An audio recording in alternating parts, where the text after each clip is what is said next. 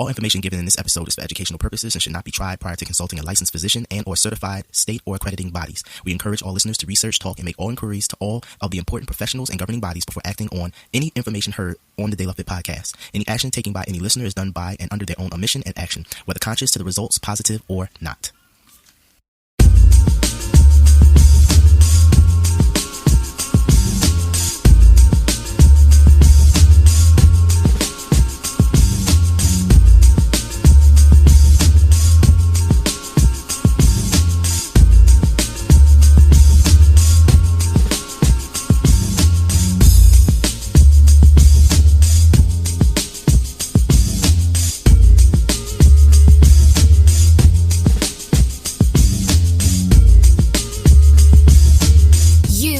Tuned in to the De La Fit podcasts, 360 degrees of holistic fitness and health, all in one podcast. Salutations and proclamations. It is I, it is you, it is us, it is we. Together we make up the digital family that is the De La Fit podcast. I'm your host, Philly's number one son, aka the body alchemist, SunMoon Bey, bringing you another podcast excursion. Welcome everybody and happy Friday. It is August the 7th, 2020. I hope that your week was filled with a lot of positivity and a lot of, a lot of joy. This is particularly a very happy day in the Moorish community. If you are Moorish, and for those listening in who are familiar with the Moorish community, the Moorish people are people of Moroccan descent, born in the United States, particularly who are originally from the Empire of Morocco.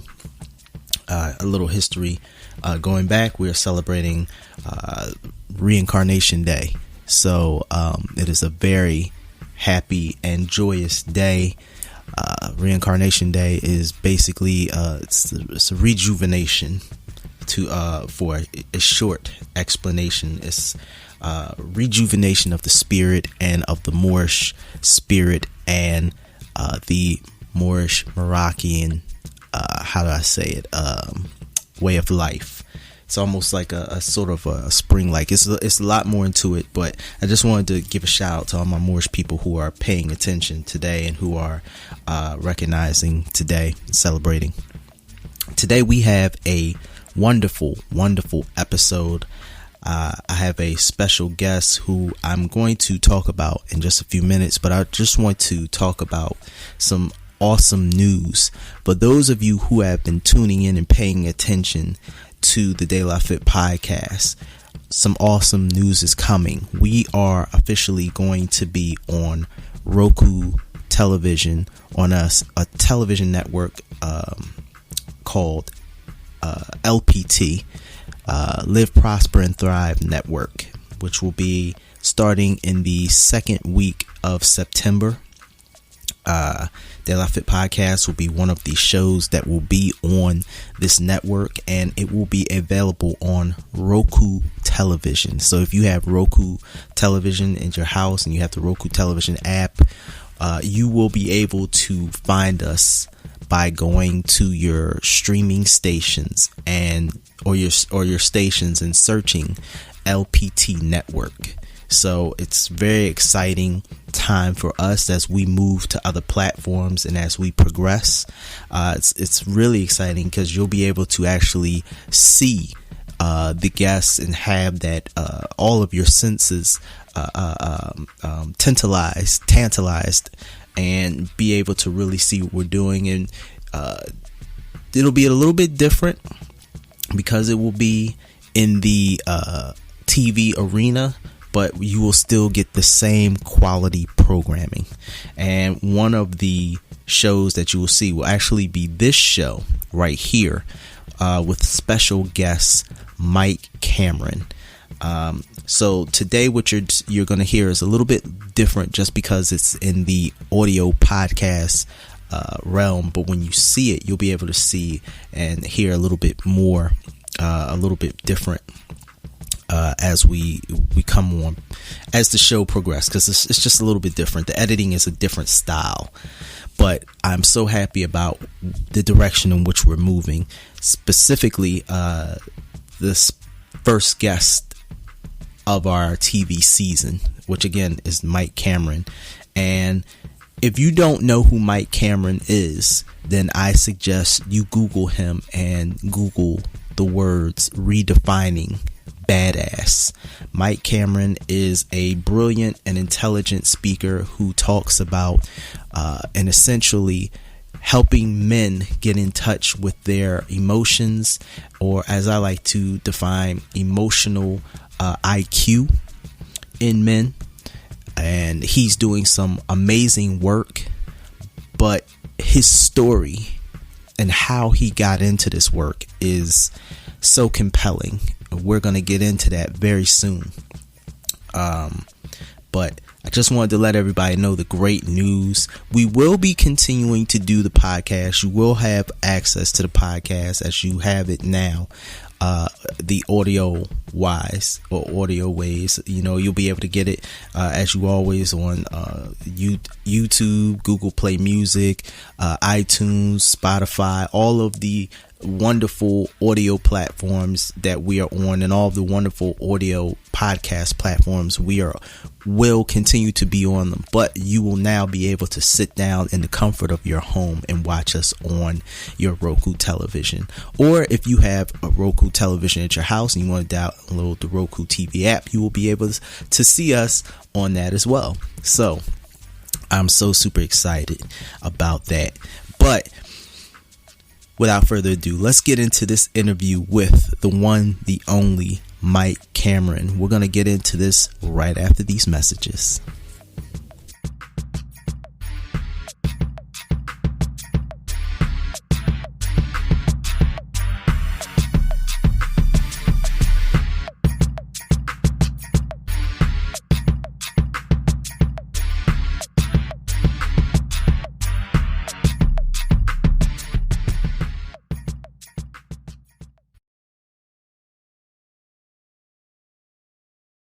What's going on, everybody? It's Philly's number one son. Listen, if you haven't heard about Anchor, it's the easiest way to make a podcast. Let me explain. It's free. There's a creation tool that allows you how to record and edit your podcast right from your phone or computer. Anchor will distribute your podcast for you so it can be heard on Spotify, Apple Podcasts, and many more. You can make money from your podcast with no minimum listenership. It's everything you need to make a stunning podcast in one place. So listen, if you want to be like me and have your own podcast, go to anchor.com. That's anchor.com. You're now tuned in to the De La Fit podcast.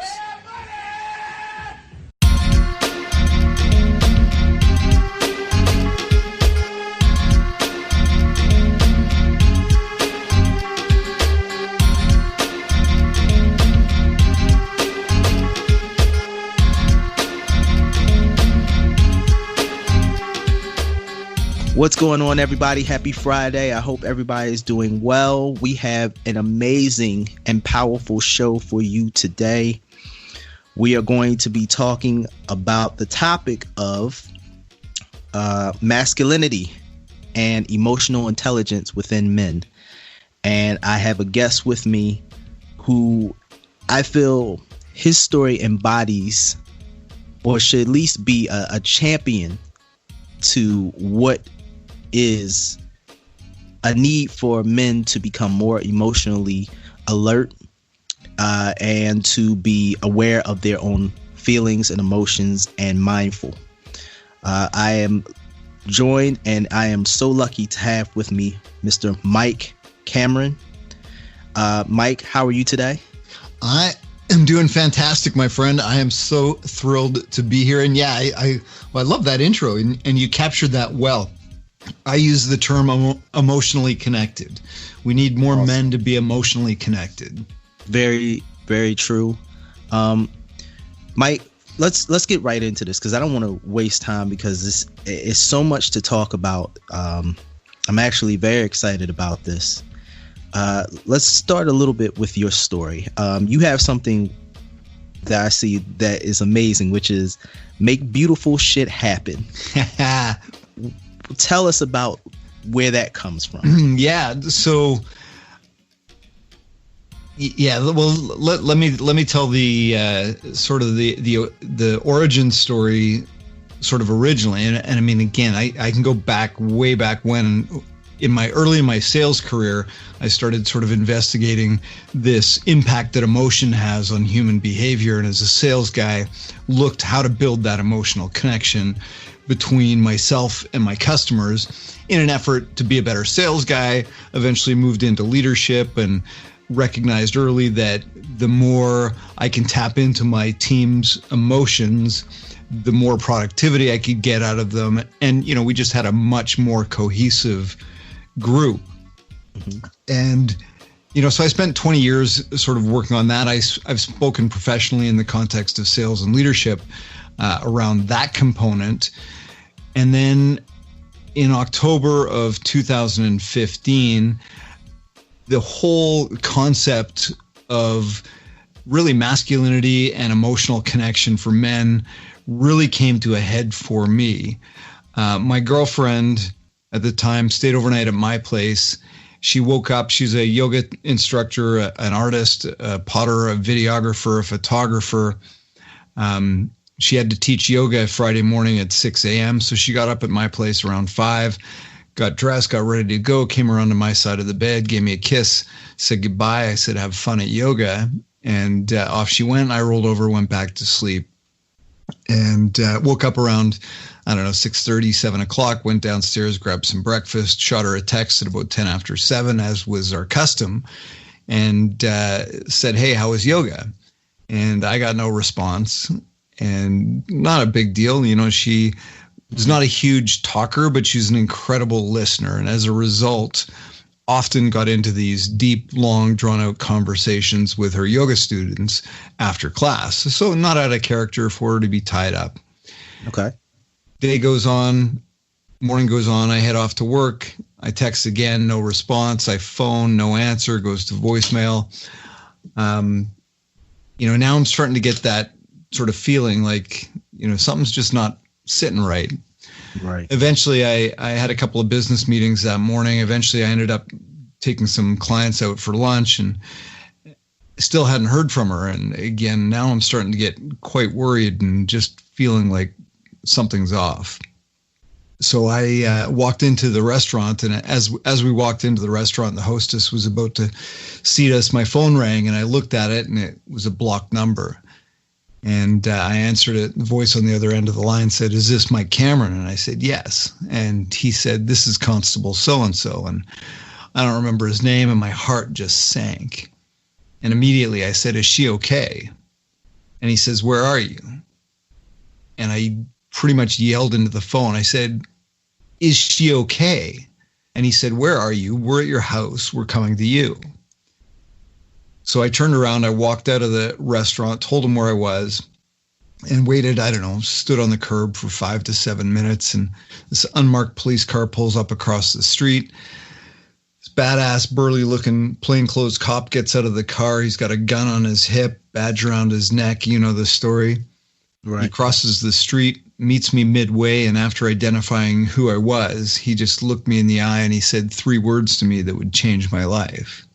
He looked at me and he said, Collin is dead. Shot and killed by an ex-boyfriend who subsequently took his own life. And at that moment, it was just this whirlwind of, this can't be happening. This can't be happening. This can't be real. This kind of thing doesn't happen in real life. This is the kind of thing that you see in the movies on TV. This can't be happening. This was a man that made a decision with very permanent consequences based on a very temporary emotion. Right. And, for me, when I looked at sort of after the dust settled and I had lots of well-meaning friends surround me, pat me on the back, and, without fail, they'd shake their head and they'd say, something's got to change, Mike, something's got to change. And that really became my mantra for quite some time. Every morning I'd wake up, I'd look in the mirror, I'd shake my head, and I'd say, something's got to change. Something's got to change. And then, at one point, I added 3 words to that really shifted everything for me. And I looked in that mirror and I said, something's got to change. And then I added, maybe it's you. Maybe you're the one that needs to do something about this. And so I looked at sort of my areas of expertise where I could make an impact in the domestic violence arena. And, you know, I had lots of well-meaning friends that wanted me to go after the justice system. She'd done all the right things, had the right paperwork filed, had the restraining order, done all the right things from a system standpoint. And certainly the justice system let her down. There's no question. Right. But when I looked at, you know, going after the justice system, to me, that just seemed like, you know, we're talking about slapping a Band-Aid on a ruptured jugular. We're dealing with the symptom, not the cause. So again, I started looking at, okay, well, how do we actually address the root cause? And maybe the better question is, how do we prevent men like this from existing in the first place? How do we prevent men from getting to a point where they're so emotionally disconnected, they can take somebody else's life?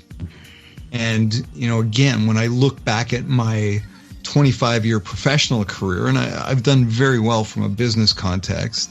You know, I've always been a top performer in any of the sales arenas I was in.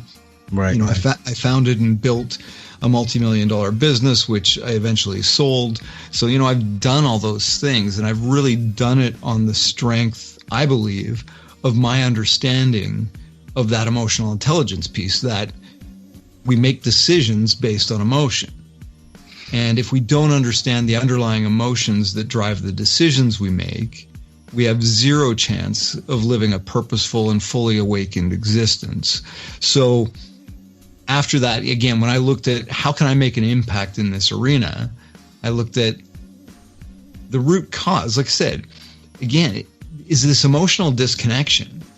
And if we can teach men to reconnect with their emotional selves, you know, not only does that make this violence problem go away, but I mean, look at statistics. Men everywhere are hurting. You've got that's true. 75% of all suicides are men. A vast majority of all violent crimes are men. So, you know, and again, this isn't about finger wagging and playing that blame and shame game, but there's a reason for this. There's a reason that this is happening. And so I come back to the fact that, again, emotionally connected men don't kill people.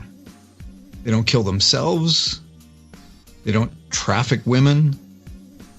They don't rob banks. They make better partners. They make better fathers. They make better citizens. They make better human beings, and they're happier. So that's kind of the direction that I've gone. Like I said, I sold my business in December of 2019 so that I could focus on this full time. I founded an organization about a year and a half ago called Connected Men. And it's really just about creating safe spaces for guys to get together and literally practice feeling. You know, you're in the fitness arena, and we talked about this a little bit, right? So it's pretty widely accepted as a dude. If I want to get fit and strong and build my muscles, I go to the gym once or twice a week. Yet when it comes to my emotional well-being, my emotional fitness, what do? The answer for most guys is jack shit. We don't do anything. Very true. So I really wanted to start that conversation and really create that space where we can go have that emotional workout once a week. So we created, again, I created a framework that I base on the acronym SOAR. So slow down, open up, accept, and reconnect with our emotional selves. And we can dive more into that as we continue the conversation. But, you know, really, I've taken that framework and created an environment where guys can just show up and literally practice feeling. You know, it's very intentional. When we get together, we have a number of different themes that we go through. Some are somewhat educational, but really it's just about creating space. It's not about fixing anything. It's just about practicing. And in fact, it's about practicing not fixing things. Because I think as men, you know, we want to fix things. You and I are talking about a problem. So our natural instinct is, okay, what's the solution? What's the solution? What's the solution? And sometimes the solution for shitty feelings is just to sit with them and allow them to be and not trying to fix them. And in fact, the more we try and fix them, the more we fight them, the longer they stay, the worse they show up. We try and suppress and bury and avoid. And again, I come back to that, I had so many people surround me and tell me to be strong. Right. But while I love them for who they are and their intention, it just saddens me that our Western culture's version of be strong means to man up, suppress, avoid, remain stoic in the face of these emotions. Because I tell you what, I didn't want to stay strong. I wanted to curl up into a little ball and I wanted to cry like a fucking baby. That's what I wanted to do. As you should. Absolutely. Somebody you love has been taken. Absolutely. And so just, again, giving men permission to feel, I think is huge. And we see it, I see it all over the place. When I've given that talk all over North America, and without fail, men come up to me afterwards, and there's this universal truth that guys just want to be okay with expressing themselves. One of the things we find when we do get together, especially in an initial group, is that there's this common theme of this weight guys are feeling. Like, no matter how much our partner is on side with us and we're equals and we all participate and provide to the household together, there's still this innate thing. And I don't know if you feel it. I'd be curious. You're a little younger than I am, but like, there's this overwhelming feeling of I have to be the provider, even though intellectually I know that my partner is an equal. They work, they provide to the household just as much as I do. I know that. I'm okay with that. But there's still this weight, this feeling like I have to be the provider. And, we see it I live in northern Alberta, oil country in Canada. And, for the last, decade, 5 years at least, oil prices have been really suppressed. So, guys that, in 2006, 2007, were making, 150 grand a year, now are struggling to stay employed. And, it's about so much more than just the employment and the ability to provide financially. It's this, my identity is tied to what I do and what I bring in.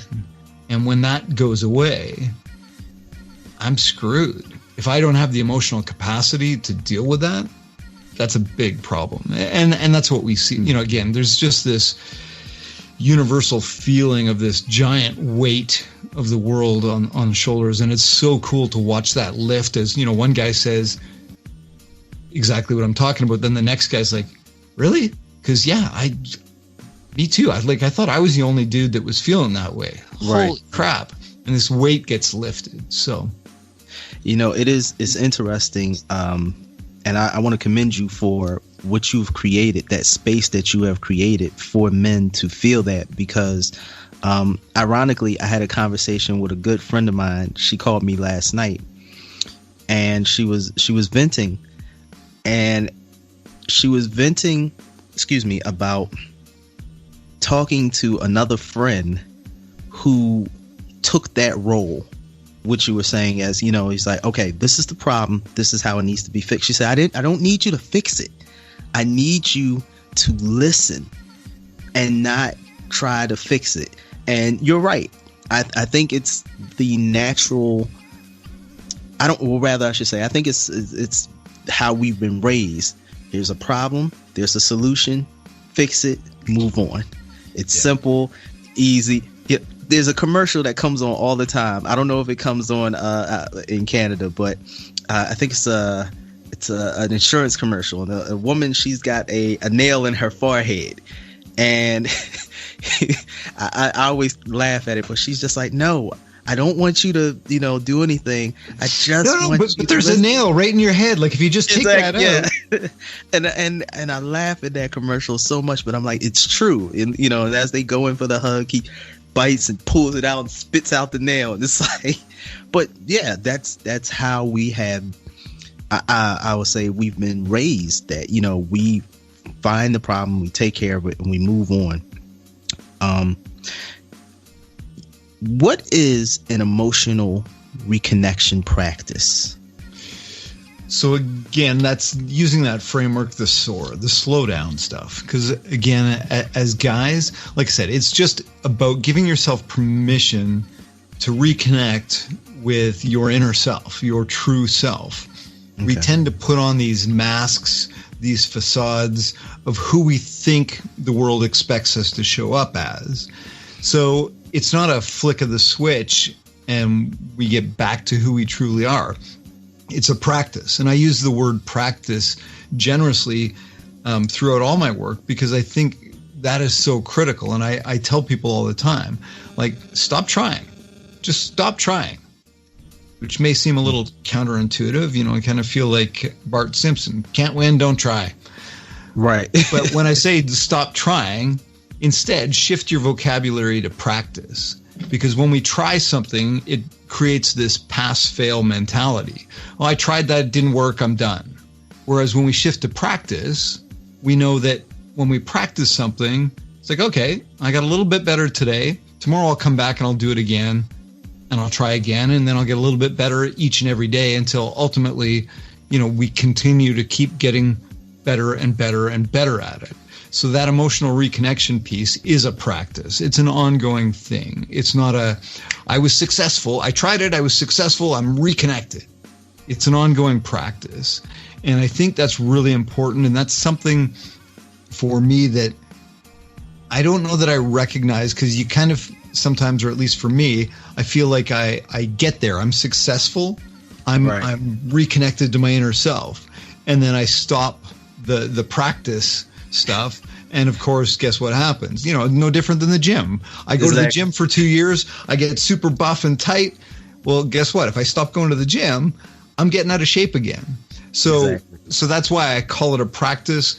The techniques is, and again, I did a lot of sort of what I would call the inner work when I left my ex-wife. So back in 2012, we split.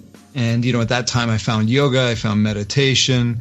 I did a lot of sort of that individual inner work, which I think is critical for everybody. But what I realized eventually was, and this was maybe even just 2 years ago, what I realized was while I've done all sort of that inner work on myself, the one thing I haven't been practicing is that vulnerability piece. Because by definition, you can't practice vulnerability alone. True. It takes two people. So this is why I created Connected Men, to create a space where we can practice vulnerability and I can open up to other guys. So again, the acronym SOAR, slow down. Just take that pause, take that 60 seconds. Take a breath. Practice the pause. And then the O, open up. And that's kind of twofold. First, open up to yourself. Be honest with what's coming up. Be open to what's coming up. Don't bury it. Don't suppress it. If it's pain, if it's fear, if it's anger, if it's rage, be open to it coming up. Because you can't just bury that shit. So the second part of being open is sharing that. Telling you that, you know what, right now in this podcast, I'm a little bit nervous because I want to do this right. I want to do this well. So open up, share. Right. And again, once you get to that point where you're open to yourself. So again, the slowdown. So let's do that in the context of this podcast. Like, Mike, just take a breath. SunMoon, take a breath. Pause. Okay, open yourself up. What's coming up? And I usually start with the physical. So what am I feeling physically? Because as guys, we're pretty good at noticing that. Jaw's a little tight. Emotionally, what's that connected to? There's some excitement. There's some passion. There's a fire in my belly as I talk about this stuff. Energy. Right. And then accept, the A piece of that. Sometimes when we've got these, what we would deem negative feelings, we don't accept them. We beat ourselves up like, Jesus, dude, I shouldn't be feeling this. I shouldn't be feeling like this. I shouldn't be feeling sorry for myself because I got a roof over my head. I got food. My kids are great. I got a job. I got this. I got that. So why am I feeling? And you start beating yourself up because you maybe feeling a little depressed right now. But I have no right to be depressed because I've got everything. And then we just start this spiral. So accept whatever's coming up. And that will allow you to reconnect with your emotional self, reconnect with your purpose. And the reason I use the term reconnect, again, you'll find for me, language is very deliberate. Mm-hmm. I use words by choice. Reconnect versus connect, because we weren't born emotionally disconnected. I don't remember. Do you have kids? No, I have godchildren. Okay, so if you've been around toddlers, you know that toddlers they have no problem expressing their emotions. We weren't born emotionally disconnected. We've been conditioned to become that way. So when we can slow down, open up, accept what's there, then we can really reconnect with who we truly are. And sometimes that means going back to that inner child and just revisiting that. Taking the time to do that. And that, as a man, I really believe that's the answer to how we connect with our purpose. You said something that's really interesting, whereas you say reconnecting to that inner child. Excuse me.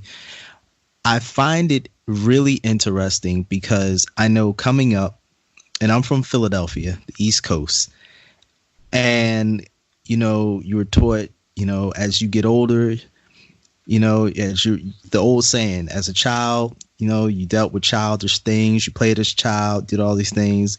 Now that you're a man, you put away childish things. And a lot of times that seems to be our emotions. And even in our interaction with others, I can remember playing basketball. I'll never forget, I was on the basketball court.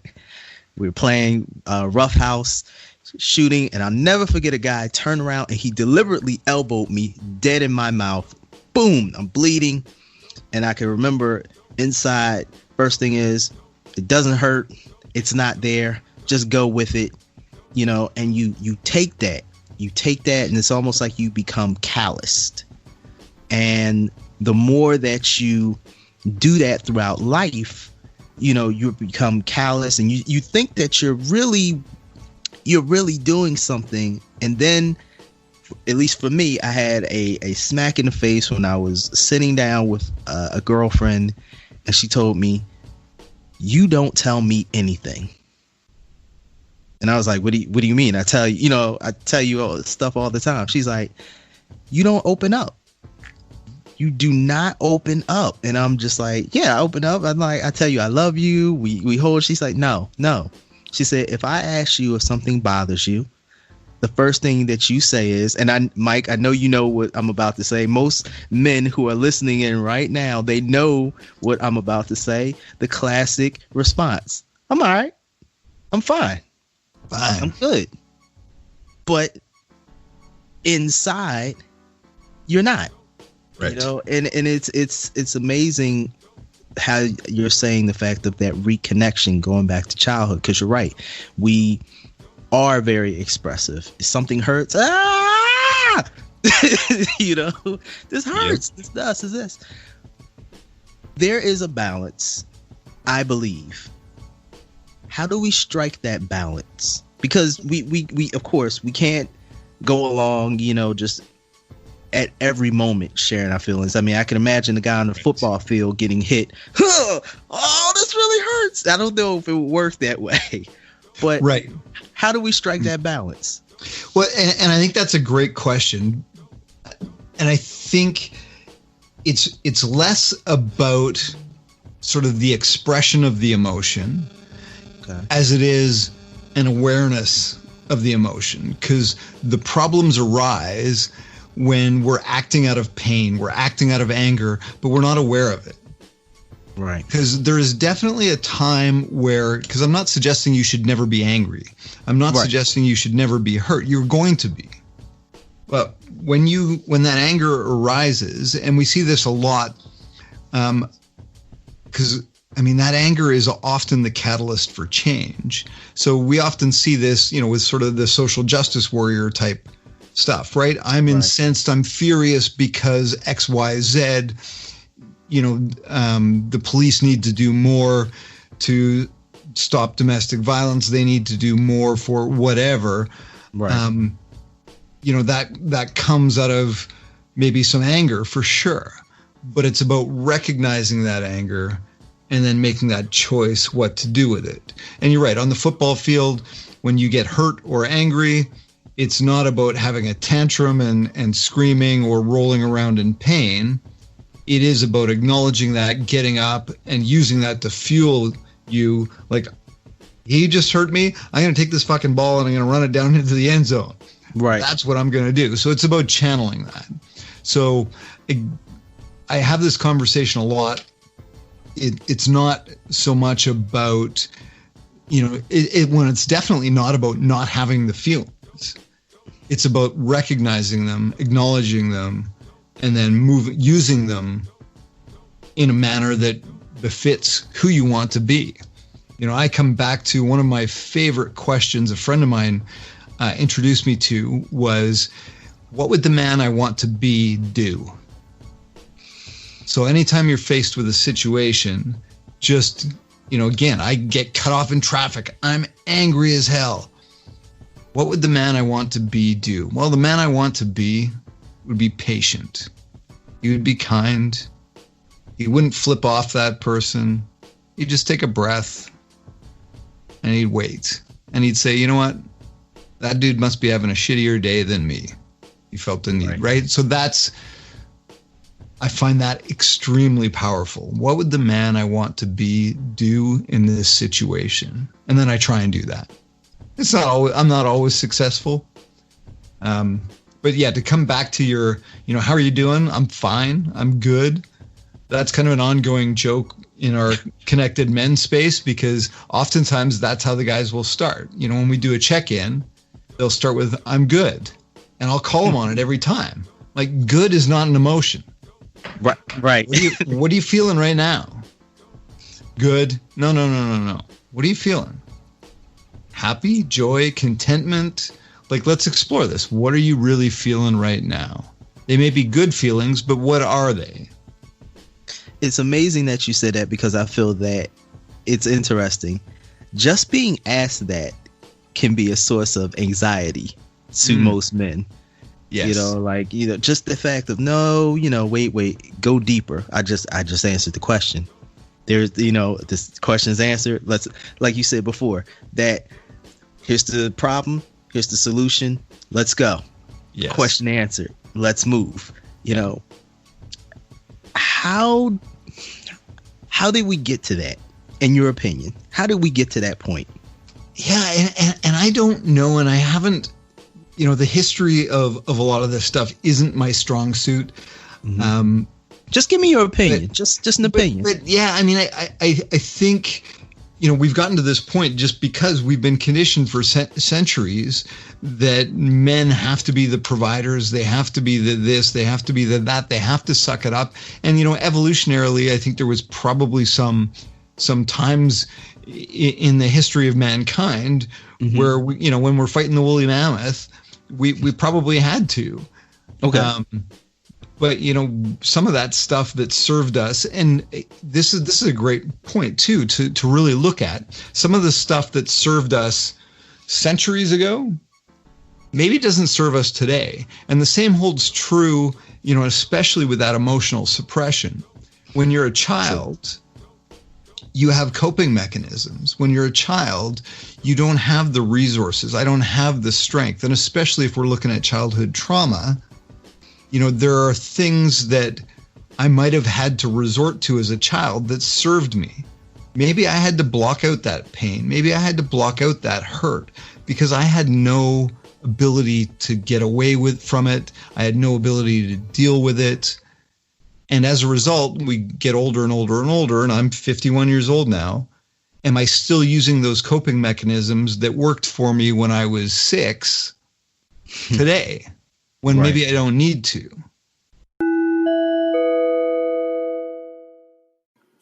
Hey everyone, we hope that you're enjoying the interview thus far. We'd just like to take some quick time out to remind everybody to like, follow, share, and subscribe. With every like, follow, share, and subscription, it helps the Daylight Fit podcast to grow. And the more we grow, the more information we can bring to you, the listener. So please, take some time out, like, follow, share, and subscribe. Thank you. And I think we do see a lot of that.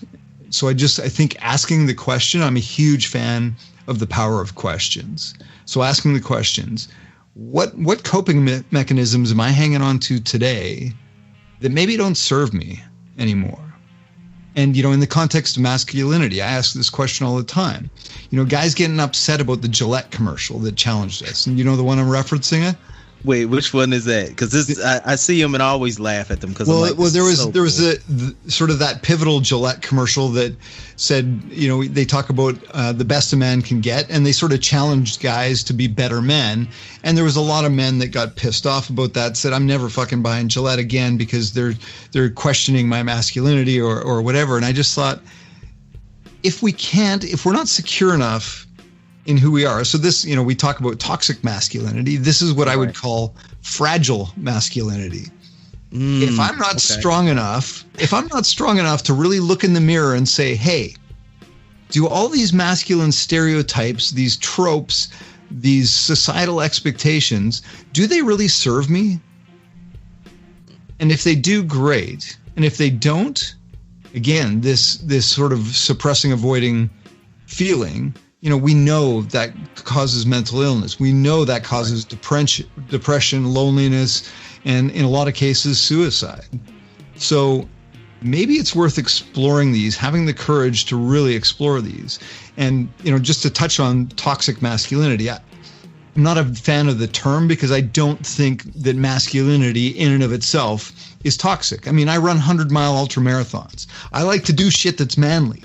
Right. I was actually going to ask you. That was my next question about toxic masculinity and what your thoughts on it are. Yeah, I mean, I love the masculine energy in me. Like, I embrace that wholeheartedly. There's nothing wrong with having a beer with the guys, playing sports, scratching your nuts in public, whatever your definition of that is. But by the same token, there are absolutely some things that have been stereotypically linked with masculinity that can be problematic. And that's this suppression or avoidance of feeling. True. That, again, the science backs it up, the data backs it up, the stats back it up. There are absolutely some things that are problematic. So I get off my rocker when I hear guys talk about, oh, that's bullshit, don't talk about toxic masculinity. It's like, okay, well, call it what you want, but let's look in the mirror and let's list all of the things and let's look at each of them individually, because I can assure you that there are going to be some of those, again, sort of stereotypical masculine things that don't serve you on a day-to-day basis. True. There may be some things that do serve you, and if so, great. But let's look at it. Let's deal with some of those stereotypes, because the first one, as you were talking about, dealing with the feelings, all right? One of which I've heard, or I should say I've seen and grow up and experienced myself, is the over assertive, the alpha male, as it's suggested. The I'm here, everybody else back down. It's let's do this. I'm the man, know, and I've seen this in sports, and I've seen this in so many other different types of situations. And I'll never forget, I had an experience with a friend of mine. Now, I'm only 5'7". All right. At my biggest, I'm 180. All right. That's the biggest I've ever been. All right. And when I was younger, I was a smaller guy. I was I think at the biggest at that time, I was 140. I ran track, did wrestling. I was a small guy. But I had a friend of mine who was a little younger, but he was 6'2", all of 220, and he was on the basketball team. And I'll never forget, we went out one day, and we were going to talk to, just hanging out, like you said, being men. We're going to talk to girls. And there was a young woman that walked by, and my buddy said, "Hey." She didn't say anything, and he reached out, grabbed her, and pulled her back, and was like, "Hey, I want to know your name." Now, mind you, I hadn't been raised that way. My father's a Marine. My mother is a strong Afro-Caribbean woman. My father's a strong African man. And I was like, "Hey, you can't do that. Dude, you can't do that." And the young woman was ready to fight. But these are one of the experiences I've had, with that stereotype of the over assertive mentality that gets led into that whole toxic masculinity situation. So what do we do about situations like that where it's bred or it's pushed and forced into you? This is what you do. Right. Well, and that's where I think the value of questioning some of that. Like, does that serve you? Does that serve humanity? And look at, where does that come from? Because often that comes from a place of insecurity. Because as a man, if I'm secure in who I am and my masculinity, I'm not threatened by things like a woman not responding to me, where I feel I need to be aggressive because she didn't respond to me. Therefore, it's making me feel, and who knows, maybe he was showboating for you, trying to show that he's the man, he's not a pussy, he can do all these things. So asking those questions internally of ourselves, I think, is important. You're right. I mean, I get that pushback all the time. I get it in the context of military a lot of times. Like, I don't want my military to be weak, crying babies. That's not what I'm talking about. I'm talking about, I want the guys and gals with the guns to be emotionally connected so that they know when they get angry and in a rage about something, the first thing they do is not pull the trigger. The first thing they do is say, okay, how does this serve me? How can I use this? What do I need to do with this? So I'm not talking about turning an entire society into a bunch of sniveling weaklings. That's what I think a lot of people equate this, we need to allow men to feel, into, we're going to end up with a society of weaklings. And it's just so far from the truth. Having like I said, it's really quite easy to be that domineering asshole. Very easy. What's hard is to actually look in the mirror and say, why do I feel I need to do that? Why do I feel I need to disrespect that woman? Why do I feel I need to show off for my friend SunMoon? Like, what in me feels so insecure that I need to overcompensate in such a manner? Key word there, overcompensation. Yeah, keyword. Absolutely. But it's about having the courage to ask that question of ourselves. So we can do, I think that's where it starts. We ask the question of ourselves, and then we start asking the questions of others, but in a compassionate manner. And I think where sometimes we run into troubles with this whole questioning toxic masculinity is we do this, you're a toxic male, you're a toxic male. As opposed to just saying, hey, SunMoon, have you ever thought about this? What if we looked at this a little differently? What about this aggression serves you? What about that, talking to your friend there, what about that circumstance made you a better human being? Reaching out and grabbing this young woman, like, what about that incident made you a better human being? And understanding that, obviously that came from somewhere. I get it. I'm not here to finger point. I'm just asking you the question. Why did that happen? What's coming up for you that makes you feel like you need to act in that manner? And when we can ask the question that way, I mean, don't get me wrong. There are certainly times where people need to be punished for their actions. I mean, you have to be accountable for your actions, but it's about finding that right balance of challenge and support coupled with accountability. And if all we do is challenge, so I put up a graph on my Facebook timeline about a week or so ago, and I had this conversation on my Facebook Live, and it was, you've got the challenge axis down here and the support axis up here. If all we do is challenge, which is what as men we're typically good at, we end up stressed, burnt out, disappointed. You know, the flip side of that is if all we get is support, you know, we end up in our comfort zone and lazy and whatever. And if we get no support, no challenge, we're apathetic. We really just, we're just there. But when we can get that right balance of support and challenge, then and that growth line happens in the middle of that, and we end up at peak performance. And that's when the magic starts happening. So finding that right combination to challenge the men in our life, like, dude, what about that? Do you think that was okay? You know, if you've got something that's inside you, that's hurting, that's making you feel like you need to do that to overcompensate, I just want to let you know, bro, I'm here for you. If you need to have that conversation, let's unpack that. Let's look at that. If you need a therapist, here's a phone number, right? I'm here to support you, but I'm also going to challenge you, and I'm going to hold you accountable, because that kind of shit is not acceptable, man. That kind of shit is not acceptable. It's interesting that you say that, and this is, of course, it can go into a large and much broader conversation, because at least coming from where I was raised, like I said, in inner city, you know, real rough, low economics, just a lot of stress, and those resources aren't always available. And then having individuals where a mass majority of your role models are without role models, proper role models themselves, can be truly devastating to any community. You said something, and I want to start talking about this, because, like I said, we could talk about this for hours.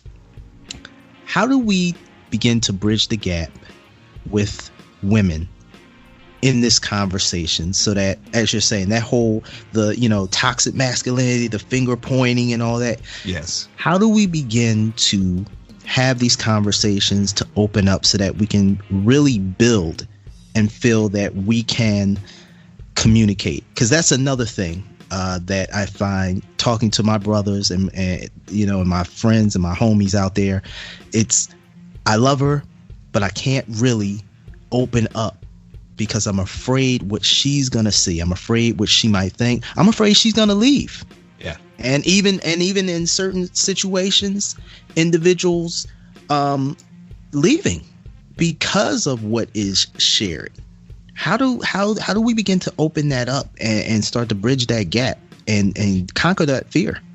Yeah, so there's a couple of things there for sure. I mean, one is you've got some individuals that are they're in anger, right? So the Me Too movement, I'm fucking furious. I'm sick of you guys doing this shit, and it is a little bit of that finger point and finger wagging. So as men, I think we have to come at it with empathy. And when we can do that, because absolutely, I've had that a lot, where I try and have the conversation with women, and they immediately start attacking. And then, the problem is, because in a lot of circumstances, again, Me Too is an example, right? Women have been abused. So when you come at them and try and have a conversation, sometimes the response comes from anger, and it's this. So the problem with that is, when anger comes, we often meet it with anger back. True. And that becomes explosive. So when it comes at you with anger, having empathy and saying, okay, I can understand where that anger comes from, but SunMoon, I'm not here in anger. I'm here in empathy. If you've got something I'm not understanding, then please explain to me. Try again. I'm just asking for some patience. Try again. Maybe I can understand. And then taking the time to reiterate, okay, so this is what I heard from you whoever the woman is you're talking to, or women Right. in general. And if we're having women and men in general have the conversation, say, okay, so this is what I'm understanding. I'm part of the problem. I'm a man. Men are the problem or part of the problem. Right. I'm a man. How do we fix it? Like, what is the solution? I'm listening. I'm here. And that's the starting point to it, is just coming at it with empathy, because sometimes, for sure, the pushback you get comes from a place of anger. And it's super easy to turn that around. Like if I come at you, on the basketball court, exactly. Like Right. If I come at you hard, what are you going to do? You're not going to back off and say, hey, dude, you must have had a really shitty day today. What can I do to help? You're going to Right. come at me with anger. Yeah, well, Right. fuck you. Right. Like, and when anger meets anger, it's just a problem. So I think we need to be cautious that we don't do that. The second piece of that you're talking about is getting women on the same page as us, as far as that vulnerability is strength, not weakness. And there are certainly times where I think women can contribute to the problem when, a man opens up and does share and opens up his heart, because it's hard for us. Right. As you Right. said, your girl at one point said, you don't actually share with me. You think you do, Right. but you don't. When what she meant is you share, but you don't share. Share. Right. And so as guys, the problem becomes, once we open up that heart, if a woman's not incredibly gentle with that, it's easy for our heart to get stomped on. Right. So part of it is just having that conversation on both sides to say, okay, this is where we're at. This is where we're at. How do we come together and make this happen together? But I feel like some of the problem stems from, women have been looking at this issue for a lot longer than we have in general, because generally speaking, as men, we come from a place of privilege. We haven't had the same problem. So women have been trying to address this forever. Us guys have, sort of held our position up here, and we're just doing our thing. And then now, again, I think women have sort of explored the problem for a longer period of time. From a sort of evolutionary mindset standpoint, I think women are a little further ahead in the understanding and the conversation. So if we as men can come together on our own, this connected men, Right. if we can get together to elevate sort of our consciousness, then when we come together as men and women, like we almost don't even need to have the conversation anymore, because we just gel and we just mesh. So I don't know, does that answer your question? It does, and I think it's interesting how you brought that up. You and I had a conversation. I think it was it a week ago or 2 weeks ago? We were talking, and I remembered sharing with you, like I said, growing up, how it was nothing for a woman to play basketball with us or to play football. And, you always had that one young girl or that one young woman. It's like, damn, Jamila is fast. I can't catch her. Or she hits just as hard as Jonathan. I don't want to play with her. Things like that. I think it's really interesting. And I'm going into the conversation of equality. All right. And I think you touched on that when you were saying about the fact of when we come together and gel together. How do we to borrow from Biggie, kick in the door and start, merging this equality together? Because, and this is just my opinion, but the fight to me is the same. It seems very much the same. It's about respect. Yes. It's about feeling respected, wanting to be treated correctly, wanting to be loved, wanting empathy, and wanting to be recognized as a human being from both, from no matter if you're a woman or if you're a man or however you identify. Yes. That is really the fight.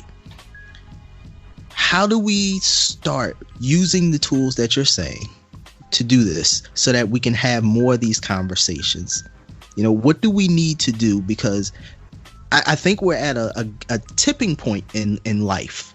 Like I'll even mention this situation that we're dealing with, this corona, which I've been trying to get it out of my head because that's all that's been hitting us in the media. We get beat up with it all the time, but I feel like this is a chance for us to slow down. It's Mother Nature saying, slow down, humans.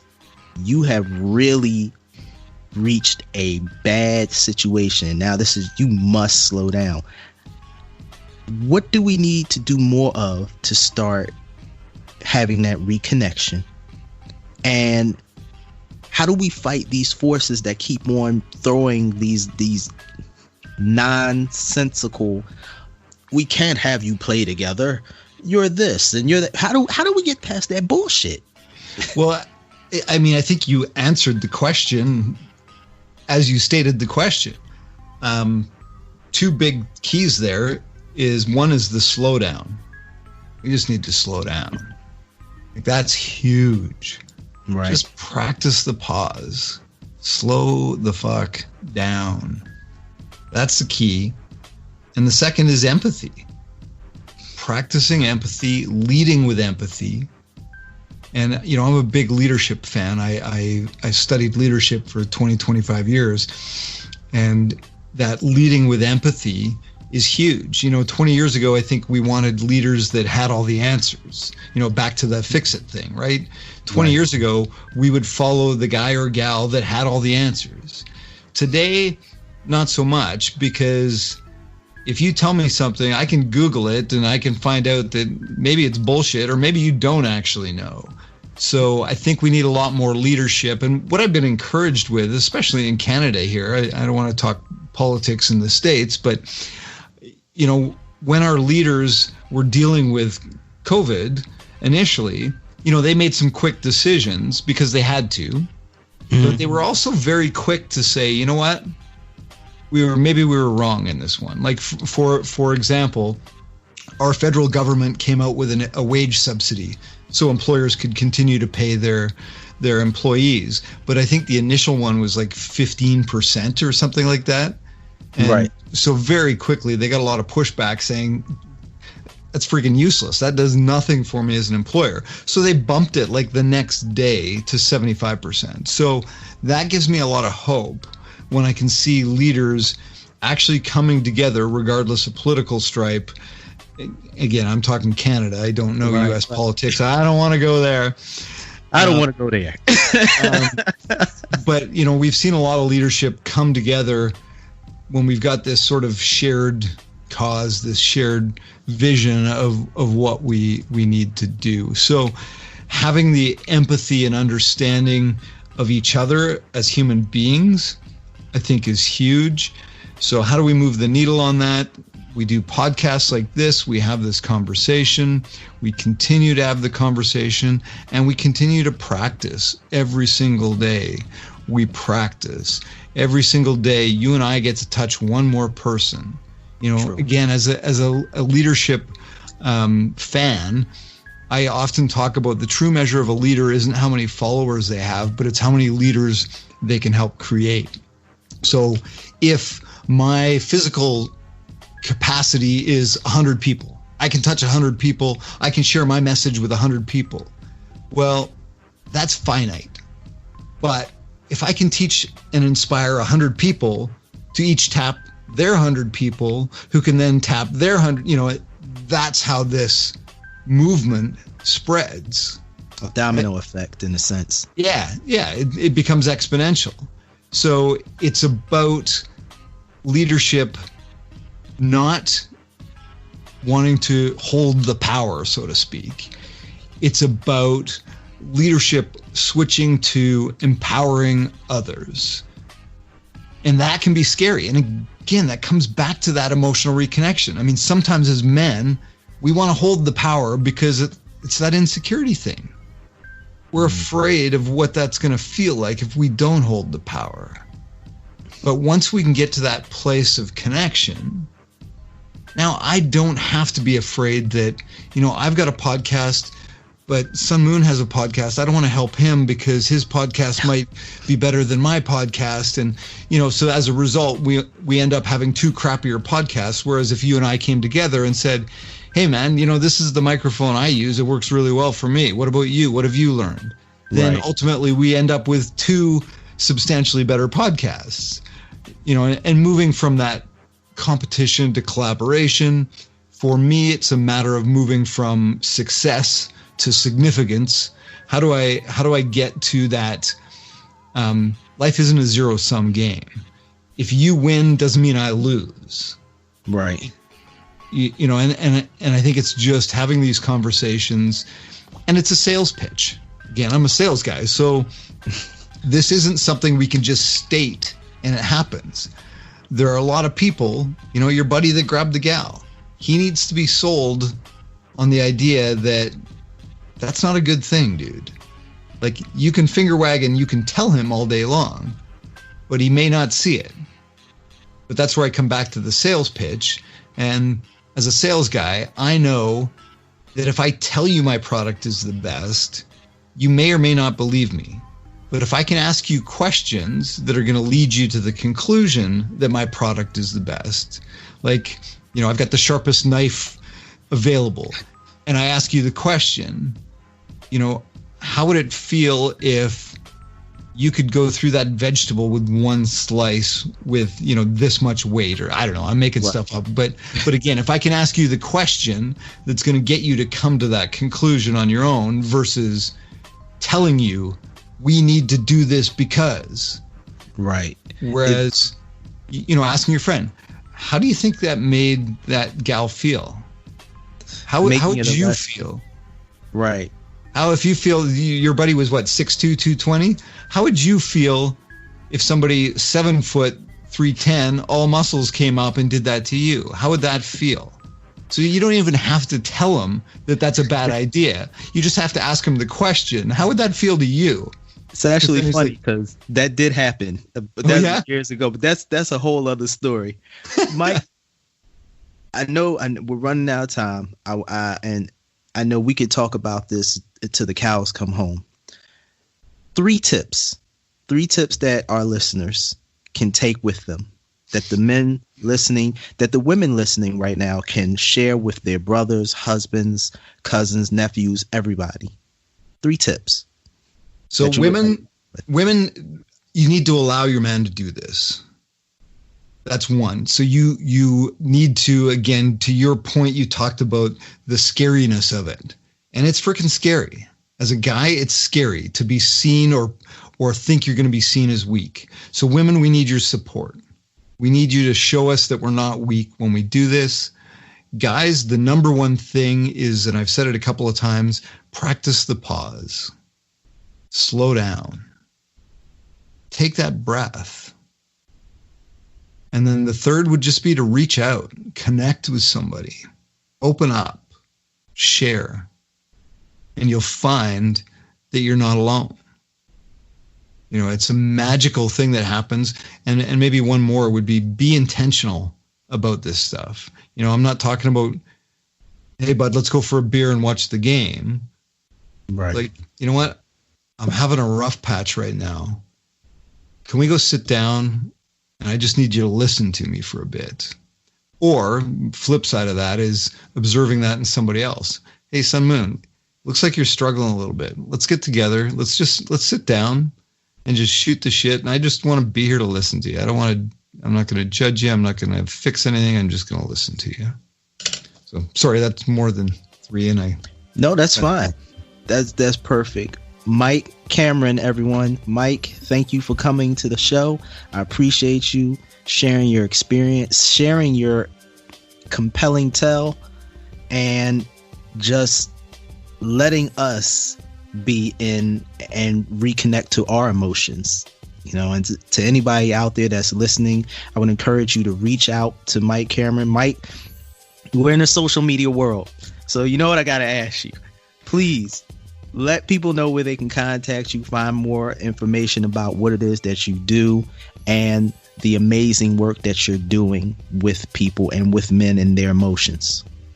MikeCameron.ca, as in up in Canada. So MikeCameron.ca is the website. That's kind of the hub. Or Mike David Cameron on Facebook. I do daily. During COVID, I've been doing daily 8:30 Mountain Time Facebook Lives and just talking about some of these subjects. So it would be awesome to connect with you, or at Axiom Mike, AXIOMMIKE, on Twitter and Instagram and all those. And again, I encourage all of you, and I'm going to turn around right now to our fans that are listening and our listeners who are on Facebook right now. Please Google, YouTube Mike Cameron. Take the time out. His story is amazing and powerful. I would implore you to check it out. Redefining Badass. If you Google Redefining Badass TEDx, you'll find me. Redefining Badass. And I'm telling you, this is truly a story you should not miss. Mike, thank you so much. All right, thanks, man. I appreciate you for coming.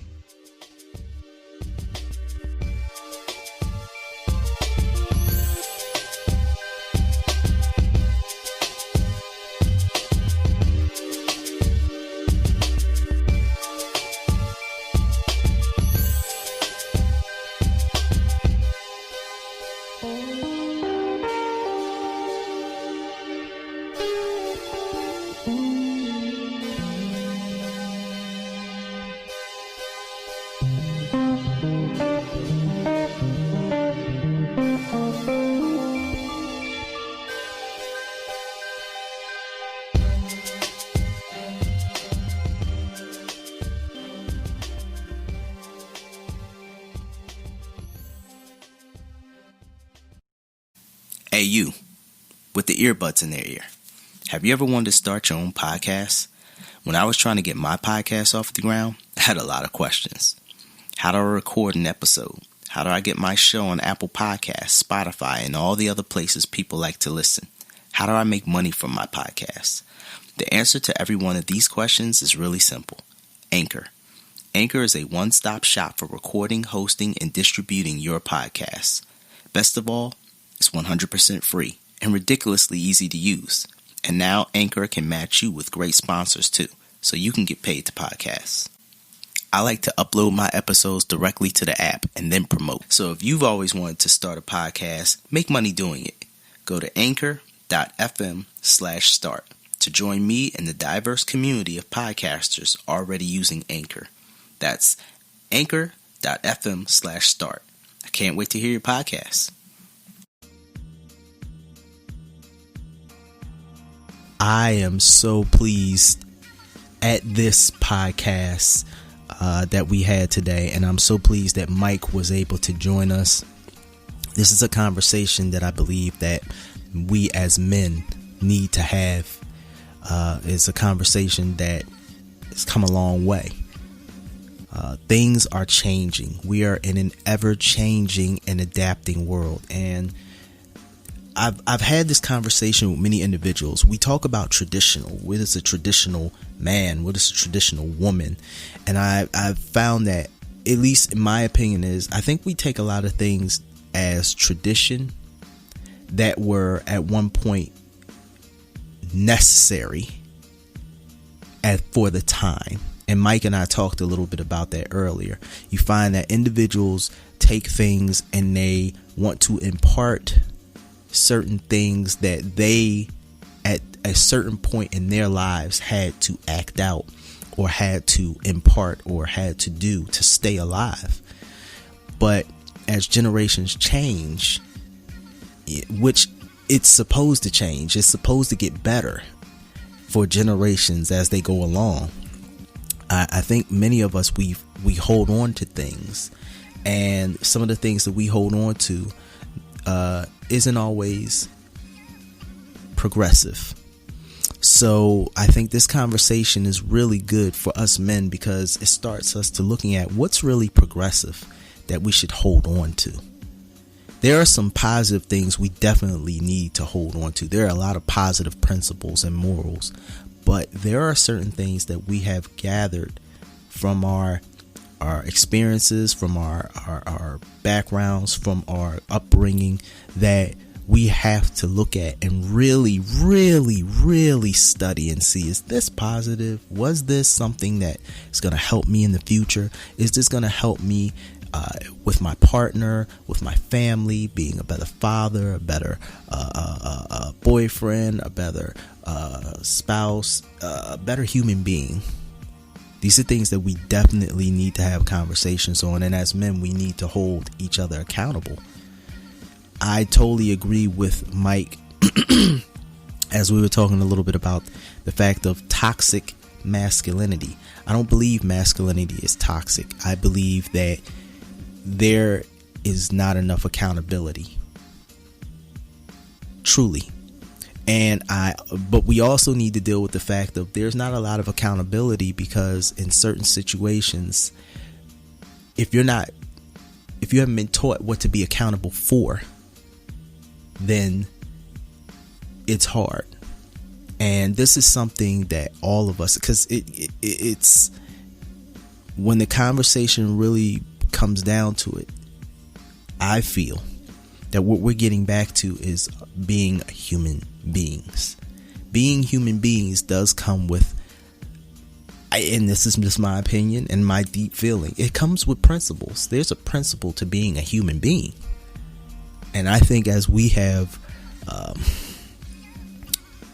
gone through so much in life, and we see the negatives, and we human beings have placed each other in certain positions, certain negative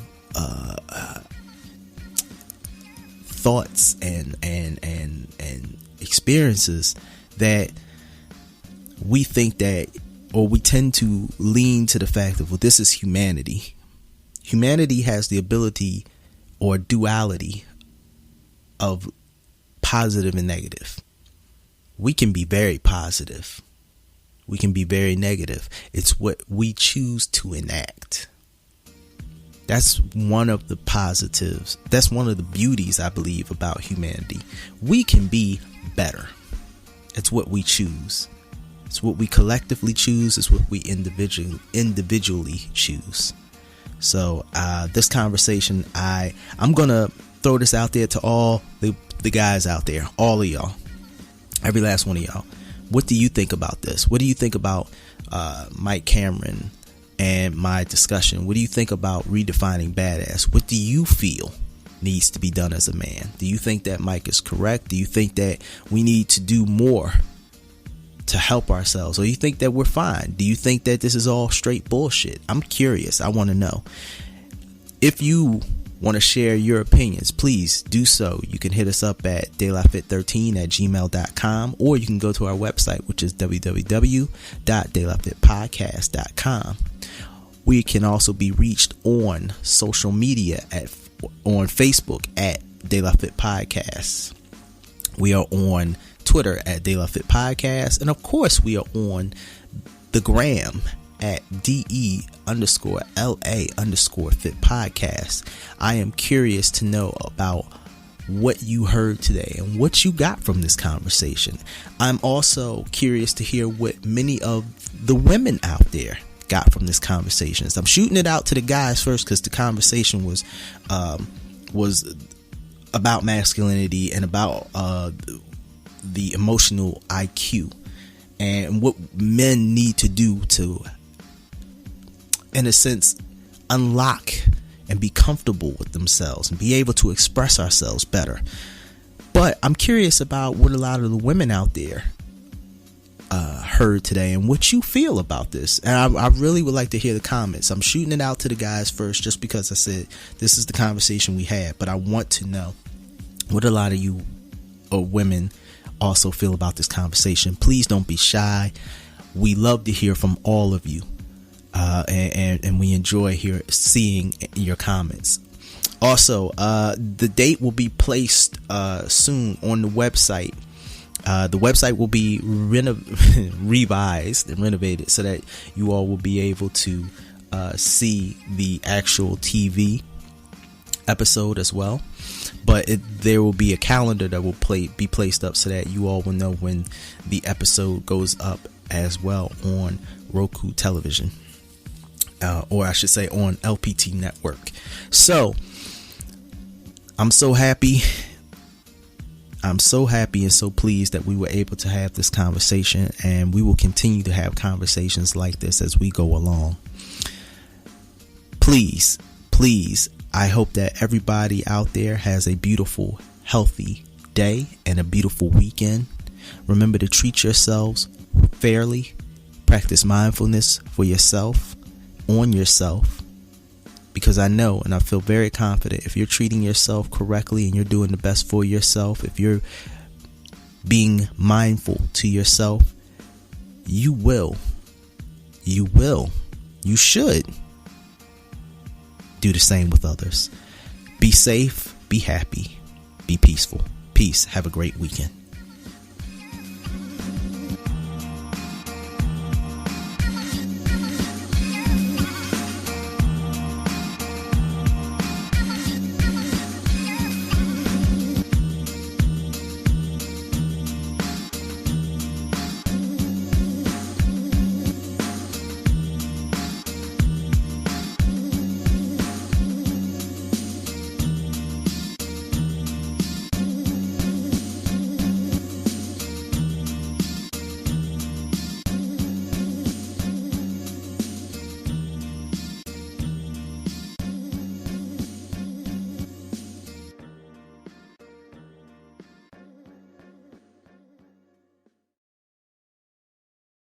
You've been listening to the Delafit podcast. Ta-ta for now.